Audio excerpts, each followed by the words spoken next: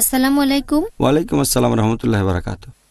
ভাই, মুসা আলাইহিস সালামের সময় আল্লাহ তার কিছু উম্মতকে বানর বানিয়ে দিয়েছিলেন, কারণ তারা সাবাতের দিন পালন করেনি। তাদের কি হয়েছিল?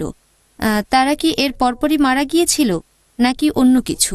বোন, আপনি প্রশ্ন করলেন যে মুসা আলাইহিস সালামের কয়েকজন উম্মতকে বানর বানানো হয়েছিল।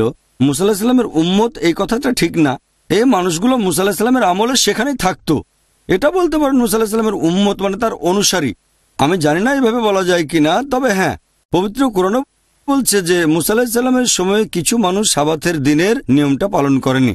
তাদের নিয়মটা ছিল এরকম যে সাবাতের দিনে মানে শনিবারে কোনো রকম কাজ করা যাবে না, চাষ করা যাবে না, মাছ ধরা যাবে না। তাই তারা জাল পেতে রাখতো শনিবারে, আর রবিবারে জাল গুটিয়ে নিত। এভাবে তারা নিয়মকে ফাঁকি দিত। সাবাতের নিয়মের কথাগুলো মেনে তারা নিয়মকেই ফাঁকি দিত।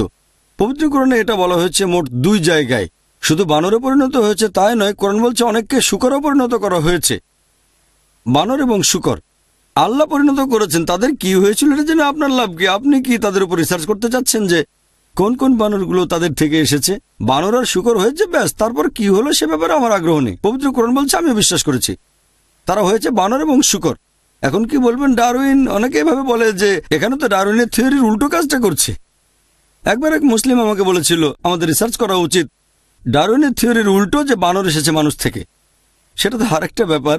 এখন কোরআন বলছে তারা বানর এবং শূকরে পরিণত হচ্ছে, ব্যাস হয়েছে। আর চিন্তা করছি না যে তাদের কি হয়েছিল, কারণ সেটা দিয়ে কোরআনকে সঠিক বা ভুল প্রমাণ করা যাবে না। বানর হওয়ার পরে তাদের কি হয়েছিল আপনি যদি তাদের বংশধরদের কোনো চিড়িয়াখানায় খুঁজে পান, আমি জানি না, তবে এটা জেনে আমার কোনো উপকার হবে না। আমার কথা যদি বলেন তাদের কি হয়েছিল এটা জানতে গিয়ে আমি সময় নষ্ট করবো না। তাদের আল্লাহ বানর শূকরে পরিণত করেছেন, ব্যাস। কোরআন বলেনি যে তাদের কি হয়েছিল, কোনো হাদিসও বলছে না। যদি কোরআনে থাকতো বা হাদিসে থাকতো তাহলে হয়তো বলতে পারতাম। কোরআন বলছে তারা বানরে পরিণত হয়েছে, ব্যাস হয়েছে। তার মানে আল্লাহ একটা অলৌকিক কাজ করেছেন, কুন ফায়াকুন, হও বললে হয়ে যায়।